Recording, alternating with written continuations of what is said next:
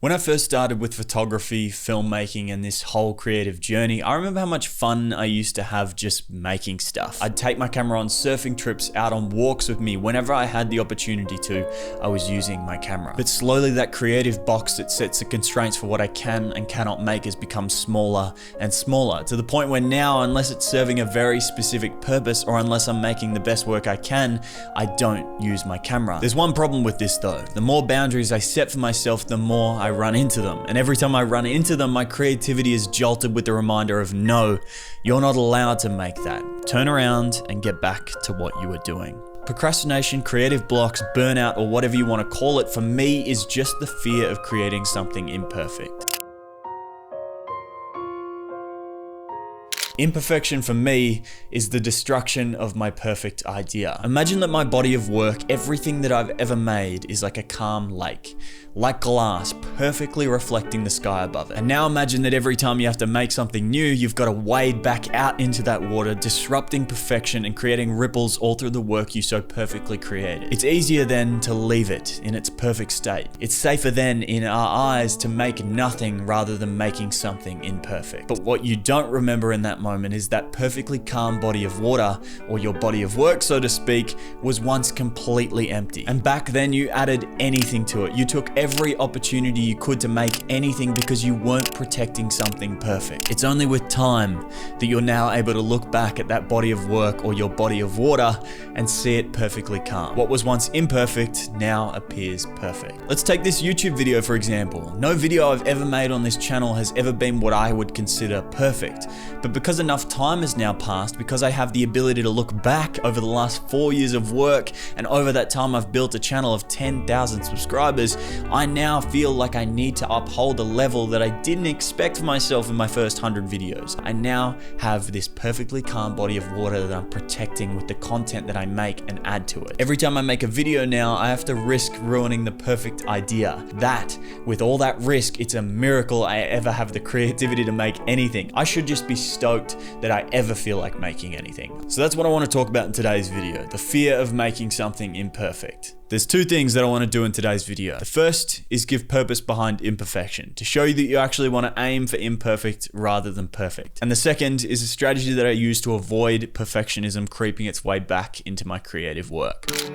So let's get into part one, close the gap. Depending on where you are right now in your creative journey, the stuff that you're making won't be the stuff that you want to make, no matter how much time you put into a project or how passionate you are about the project itself. Most creative people get into creating in the first place because they have great taste for the work that they want to make. But for the first few years that you make stuff, you're able to recognize the difference between your work and the work that you admire. This is the gap. Inevitably, the stuff that you make for at least the first few years isn't going to be very good. My first photographs, my first YouTube videos, the first things that I ever made in Photoshop, all of them really sucked. But the thing is, every artist who's good at what they do, all the artists you admire have gone through a period of being disappointed by the work that they were producing. I hate my work.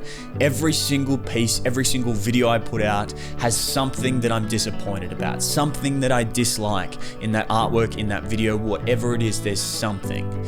Me posting my stuff online is oftentimes more of a leap of faith, hoping that it just holds up to my body of work I already have out there, rather than me being confident in the thing that I'm putting out into the world. But I often share it anyway because I know that that crappy video, that crappy podcast, or that crappy artwork is necessary to get me to a place where I'm proud of the work that I'm putting out. The most important thing you can do if you're in that phase where you feel disappointed by the work that you're making is to make an enormous volume of work. Being in a place where you understand that what you're making right now isn't as good as it could be is actually the best place to be in, because you have nothing to lose. You only have one rule to follow: don't stop making stuff. Suddenly everything that you make, no matter how crappy it is, has a purpose, because that work, that crappy piece of artwork, can now join the enormous volume of work necessary for you to close the gap. So instead of chasing perfection when you're starting out, chase imperfection.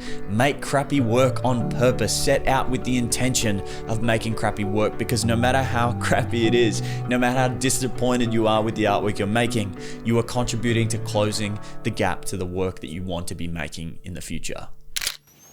Part two, how do I pursue imperfection? I use the 70% rule. Now, I got this one from Struthless, another Australian YouTuber who's way more charismatic and way cooler than I am. So if you like this video, if you enjoy anything that I've spoken about in this video, please go and check out his channel. He's an incredible artist and an incredible YouTuber. So check out his work. I would highly, highly recommend it. But the 70% rule is essentially the idea that you should be aiming for 70% rather than 100. This may sound super simple and counterintuitive because for a lot of us artists, it goes against literally everything that you're taught. You're taught to pursue perfection. You're taught to make the very best thing that you can. And this rule essentially goes against all of that. But there's 3 reasons for why this has been so life-changing for my creative work. It lowers the barrier to entry, it releases the pressure, and it helps me finish. First up, it lowers the barrier to entry.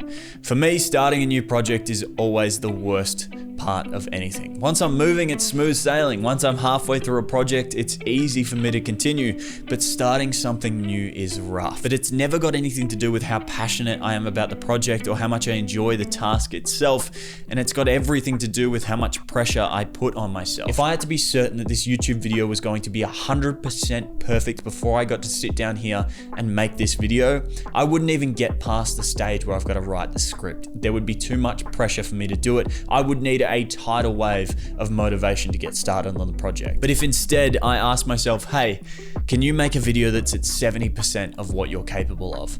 The answer generally or most of the time is going to be yes. So instead of asking myself every single time I want to make a YouTube video or make an artwork in Photoshop, can I make the single best piece of artwork I've ever made, and inevitably having the answer be no, I now ask myself, can I make something to 70% of my ability? And usually the answer is yes. Let's take another example. This one's a little bit personal, but with my Ironman training, I have super intense performance anxiety before each test. And the reason being is that I expected 100% of myself every single time I had a performance test.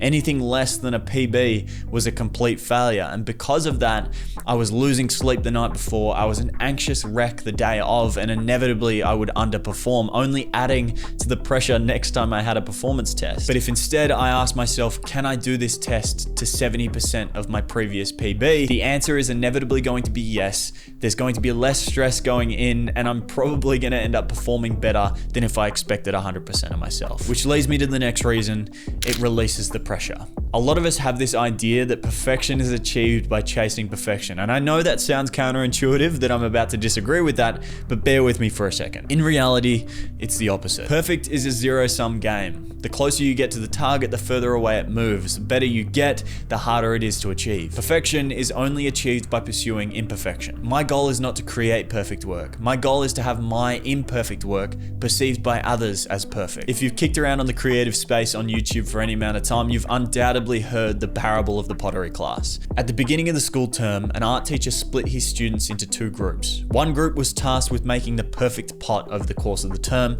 and the other group was tasked with making as many pots as they possibly could.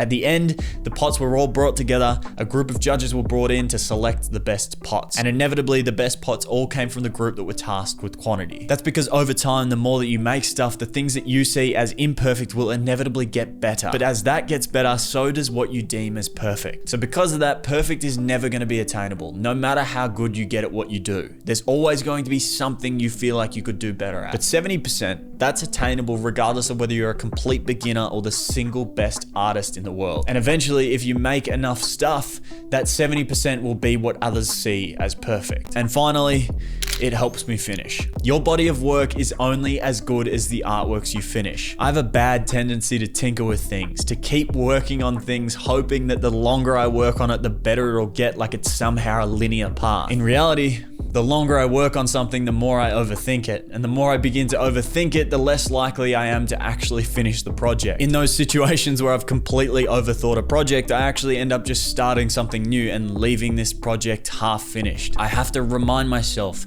that I'm never going to get better unless I finish the things that I start. So instead, I think, is this project or is this script or is this video 70% of what I'm capable of? And if the answer is yes, I share it and I move on to the next, no questions asked. Because every time I finish an artwork or a video, I get better at finishing artworks and videos. And the more that I do that, the closer I am to making things that I see as imperfect that other people will see as perfect.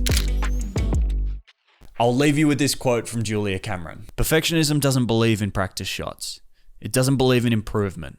Perfectionism has never heard that anything worth doing is worth doing badly, and that if we allow ourselves to do something badly, we might in time become quite good at it. And that's the video. I hope you enjoyed it. I wanted to make this video because it is something that I really do struggle with in every facet of my life. From training to my work to my creative endeavors, everything I do, I struggle with perfectionism. And I think that generally I've found, there are exceptions obviously, there's times where I genuinely am just going through creative funks where I'm just not feeling creative, but generally 99% of the time, my creative funks are directly correlated to how much pressure I'm putting on myself to make things that are perfect. Generally, my creative funks are just my fear of creating something imperfect. So if I can give you anything to take away from this video, it's go and chase imperfection. Go and chase something imperfect. Make something on purpose that you know is crappy, put it out into the world and see how you feel. I promise it'll be a massive relief, a drop off your shoulders. It'll make you enjoy the creative work that you're doing, because if I think back to the moments that I've really enjoyed this, it's when I'm trying things. It's when I've started something new and the pressure isn't there. It's when I'm doing something for the sake of doing it, not doing it with any expectations or boundaries that I've set for myself. So I hope you've enjoyed this video. I hope you took something away from it. If you did enjoy it, please consider liking and subscribing and hitting the bell to be notified when I release new videos. And if you did enjoy any particular part of this video or anything in particular really did resonate, consider dropping a comment down below and letting me know what it was. It would actually really help me out to know what I did well, what I didn't do well. Give me some constructive criticism, whatever you can to help me in the next video. I would really appreciate it. But with all that said and done, I'll see you guys next week.